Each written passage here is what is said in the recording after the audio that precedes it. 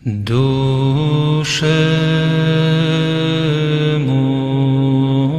Atas nama Bapa dan Putra dan Roh Kudus, amin. Shalom Aleichem bersama Mesiah. Selamat bertemu kembali saudara dengan saya, Archimandrit Romo Daniel Biantoro, pendiri dan Ketua Umum dari Gereja Ortodoks Indonesia. Kali ini saya akan melanjutkan tambahan saya terhadap keterangan Pak Isra Soru terhadap seorang viewer yang mempertanyakan tentang mengapa kita tidak tinggal di gereja ortodoks saja.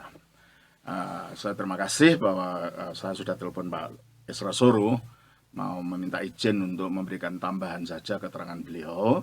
Yang mungkin karena beliau bukan ortodoks dan mungkin kurang paham dengan teologi ortodoks, ada hal-hal yang dari kacamata ortodoks perlu kami terangkan secara lebih jelas lagi, dan kemarin sudah kita lakukan untuk bagian pertama. Tapi sebelum kita melanjutkan, ini adalah bagian yang kedua. Jangan lupa untuk subscribe, untuk klik loncengnya dan klik like-nya, serta untuk share. Kalau ada saudara-saudara yang ingin mengetahui lebih lanjut tentang iman ortodoks, saudara bisa telepon Romo Yakobus yang nomor teleponnya ada di bawah ini, di bawah dari video ini. Dan kalau memang saudara tertarik di mana di tempat saudara belum ada komunitas gereja ortodoks, saudara ingin ada rintisan di sana, saudara juga bisa menghubungi Romo Yakobus. Dan kalau saudara merasa terbeban ingin membantu dalam pelayanan perkembangan daripada video ini untuk pelayanan firman di sini, saudara bisa mempersembahkan persembahan saudara dengan transfer ke nomor rekening bank yang ada di bawah ini. Saudara bisa lihat di bawah, dan saudara juga bisa melihat kalau mungkin kalau saudara ingin mengunjungi gereja ortodoks, dan saudara bisa lihat alamat-alamat gereja ortodoks yang dekat dengan tempat saudara, atau seperti saya katakan tadi, kalau memang belum ada, bisa kita adakan perintisan di sana. Terima kasih. Kemarin saya sampai menjelaskan perbedaan antara pemahaman teologi antara gereja barat dan gereja timur, terutama mengenai keselamatan dan mengenai bagaimana kalau gereja barat itu lebih bersifat hukum, ya, melibat legal, berbicara tentang hukum. Kalau ortodoks itu lebih berbicara tentang relasi panunggalan dengan Kristus itu. Kalau gereja barat lebih merupakan sistem pemikiran bahwa Allah itu berdaulat, lalu dia telah menentukan orang, memilih orang untuk diselamatkan dan ada yang tidak. Sementara gereja ortodoks, keselamatan itu ya Yesus itu.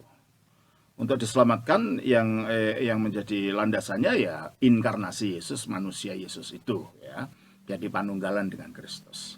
Nah, jikalau Pak Isra Soru memberitahu kepada saudara yang tanya kemarin tentang bahwa baptisan itu sesuatu yang ya nggak terlalu penting, atau mungkin tidak terlalu seperti Tritunggal gitu. Tapi dalam gereja ortodoks tidak, baptisan itu juga penting. Penting di dalam sarana masuk ke dalam keselamatan itu. Oleh karena itu baptisan itu masuk dalam pengakuan iman Nikea. Berarti itu penting sebagai butir dogma yang bunyinya adalah aku mengaku satu baptisan bagi pengampunan dosa-dosa. Nah, baptisan disebutkan karena itu merupakan pintu masuk ke dalam pengalaman sakramen, pengalaman kehidupan gerejawi. Makanya disebut ujungnya saja. Aku mengaku satu baptisan bagi pengampunan dosa-dosa.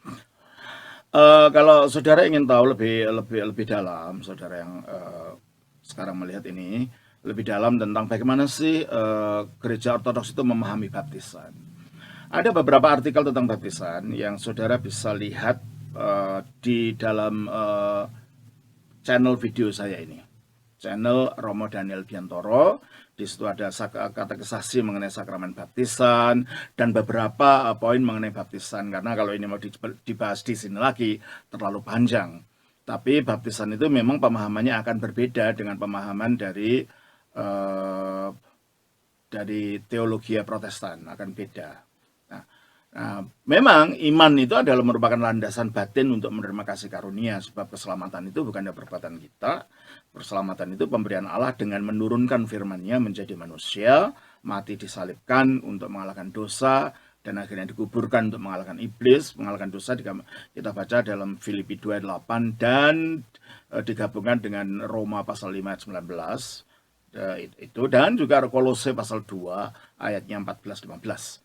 Di situ melalui penyaliban itu Kristus mengalahkan kutuk, Kristus mengalahkan iblis, Kristus menggenapi surat hutang manusia terhadap Taurat karena tidak taat kepada tuntunan Taurat, sehingga mendapat dikatakan dituduh oleh hukum Taurat itu. Tapi melalui penyalibannya Kristus telah menggenapi semuanya itu, sehingga manusia dibebaskan dari kutuk hukum Taurat. Dan melalui baptisan itu yang wujudnya adalah ketaatan.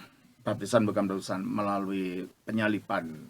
Penyaliban itulah wujud ketaatan Kristus di dalam Filipi 2:8. Padahal intinya dosa adalah ketidaktaatan. Dan ketaatan, yang taat ini bukan yang seorang individu laki-laki anak Maryam orang Palestina. Yang taat ini adalah firman-Nya Allah sendiri yang menjadi manusia. Karena firman Allah itu yang menciptakan segala, yang melaluinya Allah Bapa menciptakan segala sesuatu, maka apa yang dilakukan itu akhirnya berlaku secara universal.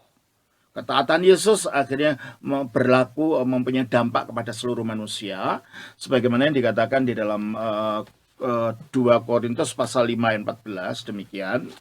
2 Korintus pasal 5 ayatnya yang ke-14, kita baca begini, saudara. Sebab kasih Kristus yang menguasai kami. Karena kami telah mengerti bahwa jika satu orang sudah mati untuk semua orang, maka mereka semua sudah mati. Jadi kalau gitu, kalau Kristus mati untuk semua orang, untuk manusia, maka kita semua akhirnya mengalami kematian dari manusia lama. Dan kalau Kristus mengalahkan ketidaktaatan kemanusiaan Adam yang dipakainya itu melalui ketaatannya, padahal intinya dosa itu adalah ketidaktaatan ini, maka Kristus mengalahkan dosa melalui penyaliban itu. Dan berarti ini berlaku untuk semua orang. Siapa yang menyatu dengan Kristus akhirnya mengalami pelepasan dari kuasa dosa ini. Nah, itulah artinya pengampunan. Nah, terus dengan kematian, dengan dia dikuburkan, menurut Ibrani pasal 2 ayat 14 dikatakan begini. Ibrani 2 ayat yang ke-14 dikatakan begini. Karena anak-anak itu, maksudnya manusia, adalah anak-anak dari darah dan daging. Jadi manusia itu terdiri dari wujud jasmani. Maka ia juga menjadi sama dengan mereka. Firman itu, anak Allah itu, menjadi sama dengan manusia dan mendapat bagian dalam keadaan mereka. Artinya total dia betul-betul jadi manusia. Ya. Supaya, mengapa kok jadi manusia? Oleh kematiannya, supaya dia bisa mati. Sebab kalau dia nggak wujud manusia, dia bisa mati. Ya. Supaya oleh kematiannya, ia memusnahkan dia, yaitu iblis, yang berkuasa atas maut. Berarti kalau iblis itu berkuasa atas maut, maka secara kategori semua orang yang mati itu di bawah kuasa iblis ini. Nah, karena memang kita berada di bawah kuasa iblis, sudah kejatuhan itu. Ya. Dan Kristus dengan matinya dia dikuburkan, seolah-olah dikuasai oleh iblis ini. Tapi ternyata dia bangkit pada hari ketiga, dan iblis tidak bisa menarik dia masuk lagi ke dalam alam maut. Berarti iblis dikalahkan oleh Yesus. Iblis tidak mampu berbuat apa-apa terhadap Yesus, sehingga kemanusiaan kita yang dipakai Yesus untuk mati itu juga dilepaskan dari kuasa kegelapan ini, dari kuasa iblis ini. Dan akhirnya Kristus bangkit dari kematian, yang menurut Roma 6 ayat 9, setelah bangkit dia tidak mati lagi, maut tidak dapat berkuasa atas dia lagi, maka melalui bangkit yang Kristus mengalahkan kematian. Jadi iblis, dosa dan maut yang menguasai diri manusia, yang menyebabkan manusia tak lagi bisa menyatu dengan Allah, itu dihancurkan oleh karya penebusan Kristus ini. Berarti kalau gitu pelepasan kita untuk bisa menyatu dengan Allah, itulah keselamatan itu bukan karena perbuatan kita, bukan karena perbuatan manusia. Itu karena kasih karunia Allah dengan menurunkan firman-Nya menjadi manusia, mengalahkan dosa melalui penyaliban, mengalahkan iblis melalui penguburan, dan mengalahkan kematian melalui kebangkitan. Dan kita, kalau kita mau supaya diselamatkan, harus menerima kasih karunia pemberian cuma-cuma Allah ini dengan mengirimkan anaknya itu, dan menerimanya itu dengan iman. Itu sikap batin. Tetapi itu harus diekspresikan melalui baptisan. Dan baptisan itu dalam gereja Ortodoks namanya misteri. Misteri apa? Misteri yang menyatukan kita dengan Kristus. Karena dalam baptisan itu Roh Kudus bekerja, sehingga baptisan itu bukan hanya sekedar tanda, baptisan itu bukan hanya sekedar lambang, tapi baptisan itu sarana penyatuan oleh kuasa Roh Kudus dengan karya Kristus. Kita baca di dalam Roma pasal 6. Atau tidak tahukah kamu bahwa kita semua yang telah dibaptis dalam Kristus telah dibaptis dalam kematiannya. Jadi pada waktu kita tenggelam karena dalam gereja ortodoks, baptisan itu dengan selam ya. Kecuali kalau ada situasi yang darurat, percaya diizinkan. Contohnya apa? Kalau orangnya sudah mau meninggal di atas tempat tidur, ya tidak mungkinlah kita seret ke dalam kolam dibaptiskan. Maka diizin untuk dipercek. Ya, itu namanya baptisan darurat. Atau kalau di mana tidak ada air memang tempatnya, betul-betul padang gurun, gitu, nggak ada air. Pada orang itu butuh dibaptiskan, maka kita boleh baptiskan dengan air percik atau bahkan dengan baptisan udara kalau memang betul-betul nggak ada gitu ya. Jadi namanya darurat. Tapi ini perkecualian ya, jangan dijadikan perkecualian sebagai norma. Normanya ya diselamkan dalam air. Kalau kita di Indonesia tidak ada alasan untuk tidak menyelamkan gitu kan. Nah, akhirnya diselamkan itu secara fisik orang itu masuk tenggelam dan tidak bernafas. Itulah kematiannya, mati bersama Kristus. Dan itulah dikuburkan bersama Kristus. Ya. Atau tidak tahukah kamu bahwa kita semua yang telah dibaptis dalam Kristus telah dibaptis dalam kematiannya. Dengan demikian kita telah dikuburkan bersama-sama Dia oleh baptisan dalam kematian. Berarti kita ikut dikuburkan. Padahal penguburan Kristus itu mengalahkan iblis. Maka dengan menyatu dengan Kristus, manunggal dengan Kristus, dengan kematiannya melalui baptisan, kita juga dilepaskan dari kuasa iblis ini. Kalau tadi dilepaskan dari kuasa dosa karena ikut mati, ikut disalibkan, tapi dengan kita menyatu dengan Kristus oleh baptisan dengan kematiannya itu, maka kita ikut juga ambil bagian di dalam kematian Kristus yang menang atas iblis. Sehingga dikatakan dalam Kolose pasal yang ke-1 ayat 13 begini, Ia telah melepaskan kita dari kuasa kegelapan dan memindahkan kita ke dalam kerajaan anaknya yang kekasih. Karena penyatuan kita itu ya dengan kematian Kristus. Yang terakhir, dengan demikian kita telah dikuburkan bersama-sama Dia oleh baptisan dalam kematian, supaya sama seperti Kristus telah dibangkitkan dari antara orang mati oleh kemuliaan Bapa, demikian juga kita akan hidup dalam hidup yang baru, atau lebih tepat kita hidup dalam kebaharuan hidup. Hidup apa? Hidup kebangkitan tadi. Jadi melalui baptisan itu secara misteri, makanya kalau di dalam gereja ortodoks, apa yang di dalam gereja barat disebut sakramen itu, di dalam gereja ortodoks disebut mysterion. Sebab apa yang terjadi dengan secara mata itu berbeda apa yang terjadi secara rohani oleh kuasa Roh Kudus. Jadi oleh karena itu Yohanes Chrysostomus pada abad keempat mengatakan, kolam baptisan bagimu adalah kuburan bagi manusia lamamu dan rahim bagi manusia barumu. Jadi manusia lama kita dikubur dalam baptisan, kita bangkit dengan manusia baru di dalam Kristus. Oleh karena itu kalau dalam gereja ortodoks dari zaman dulu, lahir baru itu ya baptisan itu secara sakramen. Dan akhirnya di dalam hatinya mengalami perubahan oleh kuasa Roh Kudus akibat menyatu dengan kebangkitan Kristus itu. Ya, sebagaimana dikatakan di dalam 1 Petrus pasal 3. Ya. Kita baca dalam 1 Petrus pasal yang ketiga, ayatnya yang ke-20 dan 21. Ya, ini saya kira perlu diketahui bahwa gereja ortodoks punya posisi yang mungkin berbeda dengan posisi dari gereja barat. Dalam hal ini posisi teologi Protestan ya. Jadi pengetahuan saudara jadi lengkap. Kalau Protestan begini, ortodoks begini gitu ya. Karena waktu dijelaskan Pak Suruh, ya Pak Suruh hanya sepintas lalu aja. Pak Isar Suruh hanya menjelaskan sepintas lalu saja. Makanya saya minta izin pada beliau untuk saya tambahkan keterangan beliau. Sehingga orang jadi tahu, oh itu posisinya gereja ortodoks. Oke, kita baca dari pasal 1 Petrus 3 ayat 20. Yaitu kepada roh-roh mereka yang dahulu pada waktu Nuh tidak taat kepada Allah. Ketika Allah tetap menanti dengan sabar, waktu Nuh sedang mempersiapkan bahteranya, di mana hanya sedikit, yaitu 8 orang yang diselamatkan oleh air bah itu. Jadi air bah zaman Nuh itu membinasakan manusia fasik, tapi menyelamatkan 38 orang itu. Jadi air ini menyelamatkan itu, ya. Nah, akhirnya ini dianggap sebagai bayang-bayang dari baptisan. Ya. Juga kamu, nah maksudnya orang Kristen. Sekarang, ya karena ya kan zamannya Nuh zaman dulu. Sekarang diselamatkan. Nah, kalau keluarga Nuh diselamatkan oleh air bah, sekarang kamu diselamatkan oleh kiasannya. Nya ini apa? Nya ya air bah tadi. Kita diselamatkan oleh kiasannya air bah itu, yaitu baptisan. Oleh karena itu gereja ortodoks percaya baptisan itu menyelamatkan, bukan karena airnya, bukan. Tetapi misteri yang terkandung di dalamnya, karena ketika baptisan dilaksanakan, Roh Kudus bekerja yang menyatukan orang dengan Kristus, seperti yang kita bahas dari Roma pasal 6 tadi. Yaitu baptisan maksudnya bukan untuk membersihkan kenajisan jasmani. Jadi baptisan itu bukan seperti wudunya orang Islam untuk menghilangkan mengandungkan hadas kecil, kenajisan kecil dari jasmani, ya. Bukan seperti mikwehnya orang Yahudi yang juga untuk pembersihan jasmani saja. Tapi baptisan ini adalah melainkan untuk memohonkan hati nurani yang baik kepada Allah. Berarti ada perubahan di dalam. Baptisan itu ya ini misterinya itu.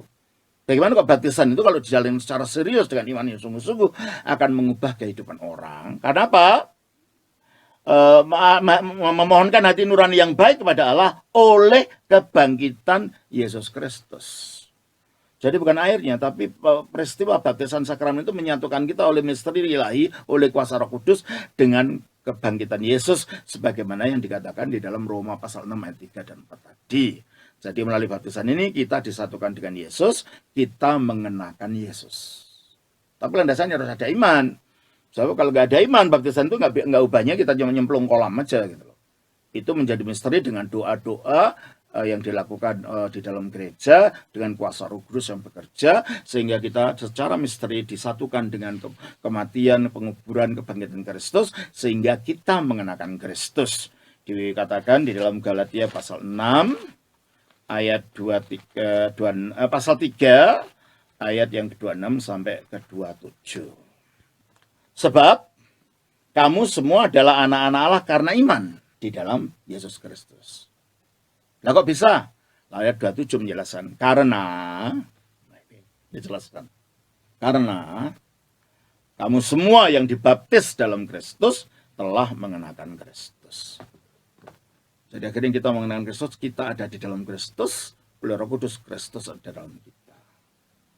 Jadi kalau gitu sangat penting bagi gereja ortodoks baptisan itu, ya, di dalam gereja ortodoks ini. Dan ini bukan yang sekedar lambang saja, ya. Nah, untuk memelihara supaya relasi penyatuan kita dengan Kristus itu tetap berjalan, maka kita harus menjaganya dengan perjamuan kudus. Sekali lagi, perjamuan kudus dalam gereja ortodoks bukan lambang. Ini juga sarana penyatuan dengan Kristus. Tadi masuk menyatu sebagai jalan masuk. Nah sekarang seterusnya supaya tetap berada dalam Kristus itu kita diajarkan dalam gereja ortodoks untuk tetap ambil perjamuan kudus. Oleh karena itu setiap minggu kalau orang beribadah dalam gereja ortodoks itu kita menerima perjamuan kudus menggunakan liturgi yang dikarang oleh Yakobus, saudaranya Tuhan Yesus pada abad pertama, tapi yang diperluas oleh Yohanes Chrysostomus pada abad keempat. Jadi kalau saudara ingin tahu sembahyangnya gereja purba itu gimana, ya berkunjunglah ke gereja ortodoks untuk tahu. Soalnya kalau dijelaskan gini aja sulit karena saudara belum pernah lihat. Datanglah berkunjunglah ke gereja ortodoks untuk melihat, ya, sambil sekalian untuk bersahabat, ya, lihat ke sana. Gimana ibadah dari gereja purba itu yang tetap dipertahankan di dalam gereja ortodoks. Nah, karena dikatakan di dalam 1 Korintus pasal 10, ayatnya yang ke-16 dikatakan begini. Bukankah cawan pengucapan syukur yang atasnya kita ucapkan syukur adalah persekutuan dengan darah Kristus. Darah Kristus yang mana? Darah Kristus yang sekali dan untuk selama dicurahkan di Golgota itu yang sekarang dimuliakan di surga bersama Kristus. Melalui perjamuan kudus kita bersekutu dengan itu. Jadi dalam perjamuan kudus bukan Kristus diturunkan di atas altar dijadikan korban lagi, bukan itu kalau ortodoks. Justru kita yang diangkat untuk bersatu dengan Kristus yang sekarang mulia di surga, sebagaimana dikatakan di dalam Filipi pasal 3, 20-21. Kristus punya tubuh yang mulia di surga itu, dan kita menyatu dengan tubuhnya yang mulia itu melalui misteri tadi. Ya, bukankah roti yang kita pecah-pecahkan adalah persekutuan dengan tubuh Kristus? Tubuh yang mana? Tubuh yang pernah dikorbankan sekali dan selamanya itu sekarang dimuliakan di surga. Jadi kalau gitu perjamuan kudus itu bukan lambang, itu sarana penyatuan kita dengan tubuh Kristus yang sekarang mulai di surga oleh kuasa dan misteri Roh Kudus. Itu. Oleh karena itu, akhirnya ini dimengerti dalam kaitannya dengan kata-kata Kristus ini. Kata-kata Kristus di dalam Injil Yohanes pasal 6 ayat 26. Ya. Maaf, ayat yang ke-56 saya keliru. Ya. Barang siapa makan dagingku dan minum darahku, ia tinggal di dalam aku dan aku di dalam dia. Jadi melalui sakramen, melalui baptisan, kita menyatu dengan kematian, dengan penguburan dan kebangkitan Kristus. Melalui juga perjamuan kudus, kita manunggal atau menyatu dengan Kristus dan Kristus dengan kita.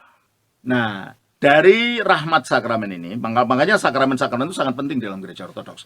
Bukan hanya pengetahuan akademis saja. Pada akhirnya, pemahaman kita secara akademis tentang Injil, kalau itu tidak disertai dengan menerapkannya dalam hidup kita melalui kehidupan sakramen, dan kehidupan sakramen itu untuk menjaga supaya rahmat yang kita terima dari sakramen itu tetap tinggal dalam kita, maka dijaganya melalui doa, melalui pemahaman firman Tuhan, melalui puasa pada hari-hari tertentu. Ini semua adalah jalan untuk memelihara rahmat tadi di dalam diri kita. Karena rahmat itu adalah wujudnya energi ilahi yang ada di dalam diri manusia. Nah, itulah jadi kalau gitu bagi gereja ortodoks, sakramen itu penting. Sama pentingnya dengan pemahaman kita tentang Tritunggal, sama pentingnya dengan pemahaman kita tentang Kristologi, sebab itu sarana kita manunggal dengan apa yang diajarkan di dalam dogma-dogma tadi, dalam ajaran-ajaran tadi. Gitu. Nah, jadi kalau begitu, ini masalahnya Pak Ezra mengatakan perenungan. Sebenarnya perenungan itu bukan berdiri sendiri ya. Di dalam gereja ortodoks dicirikan dengan perenungan. Perenungan itu bukan berdiri sendiri. Karena apa? Karena setelah kita disatukan dengan Kristus oleh iman yang dinyatakan melalui sakramen tadi, kita juga diperintahkan untuk mengalahkan hawa nafsu yang masih tinggal di dalam. Secara de jure, secara hukum, kalau menggunakan bahasa hukum gitu, kita telah mati dari dosa-dosa itu. Kita semua dosa-dosa itu telah disalibkan karena telah menyatu dengan penyaliban Kristus. Coba kita baca di dalam Galatia pasal yang ke-5, ayatnya yang ke-24. Barang siapa menjadi milik Kristus Yesus, ia telah menyalibkan daging dengan segala hawa nafsu dan keinginannya. Itu secara hukum. Tetapi secara realita hawa nafsu itu masih hidup. Secara realita hawa nafsu itu masih hidup. Maka kita masih diperintahkan lagi apa? Kolose pasal 3 ayat yang ke-5 dikatakan begini. Karena itu, matikanlah. Nah ini de factonya masih kita harus melakukan sesuatu. Apa yang dimatikan? Matikanlah dalam dirimu segala sesuatu yang duniawi, percabulan, kenajisan, hawa nafsu, nafsu jahat, dan juga keserakahan yang sama dengan penyembahan berhala.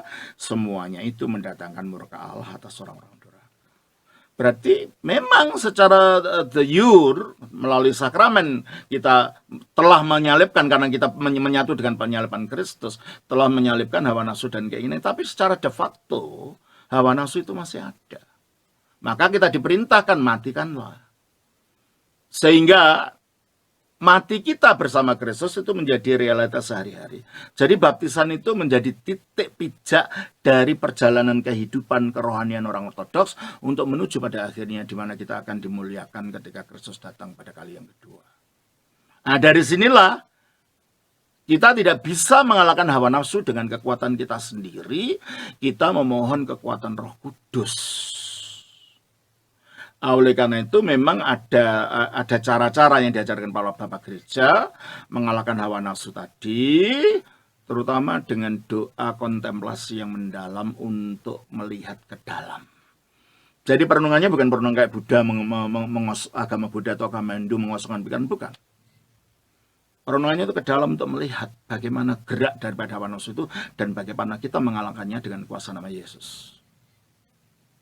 Jadi ini adalah sebenarnya penerapan daripada dogma juga. Jadi dasarnya bukan hanya sekedar perenungan atau perasaan atau emosi, bukan. Dasarnya penerapan daripada ajaran tentang keselamatan itu, karena keselamatan di dalam gereja ortodoks itu dilihat sebagai suatu relasi, bukan secara hukum seperti dalam pemikiran Barat. Maka kita perlu selalu mengadakan hubungan dengan Kristus. Nah, di sini ada namanya doa khusus yang namanya doa Yesus atau doa puja Yesus. Di mana nama Yesus selalu diingat di dalam, nama Yesus selalu disebut di dalam, sehingga dengan menyebut namanya kita menghadirkan pribadi Yesus. Nah itu. Jadi dari sinilah kita gereja ortodoks, kehidupan doa ini bukan sesuatu yang terpisah daripada dogma dan doktrin. Kerohanian ortodoks itu bersifat doktrinal, bersifat dogmatik, bersifat pneumatologis karena kita mengundang Roh Kudus di dalam kita, dan bersifat eklesiologis. Artinya ini adalah kehidupan yang menyatu dengan bagian daripada gereja yang lain, bukan sesuatu yang bersifat individualistis, merasa sejahtera, bukan itu. Penyatuan di dalam Kristus dan bersifat sakramental, dan itu bisa terjadi sebagai kelanjutan pengalaman kita menerima rahmat melalui sakramen, terutama perjamuan kudus dan pengakuan dosa. Kalau kita berdosa, kita mengaku dosa kita. Nah, jadi itulah, supaya saudara-saudara mengerti apa yang disebut oleh Pak W. Esra Soro mengenai perenungan ini yang dimaksud oleh gereja ortodoks. Dan juga apa kemarin tuh, perenungan, dan saya kira itu ya, saya lupa. Ya, begitulah saudara-saudara. Kalau saudara sudah mendengarkan keterangan Pak Esra Soro, saya menambahkan dari perspektif gereja ortodoks itu sendiri. Nah, kalau saudara-saudara yang telah mendengar ini mau mengetahui lebih lanjut mengenai apa sih ajaran gereja ortodoks, saudara bisa lihat itu di video saya, channel saya, Romo Daniel Biantoro. Di situ ada lebih dari 300 video yang saudara bisa lihat di sana. Nah, itulah, saya kira begitu. Semoga suatu saat kita bisa kolaborasi ya Pak Esra ya. Mungkin caranya kita berkolaborasi membahas kalau ajaran Protestan begini, ortodoks gimana. Bukan untuk debat ya, untuk saling mengenal. Oh, kok ortodoks begini, karena ortodoks itu di Indonesia kan masih baru, jadi banyak orang yang belum tahu. Jadi kalau kita bisa adakan diskusi semacam ini untuk saling mengenal, saya kira ada baiknya suatu saat nanti. Terima kasih Pak Sero, Pak Esra Soro yang telah mengizinkan saya untuk menambah apa yang Bapak telah terangkan kepada orang yang bertanya pada Bapak. Terima kasih. Tuhan berkati. Atas nama Bapa, Putra, Roh Kudus. Amin.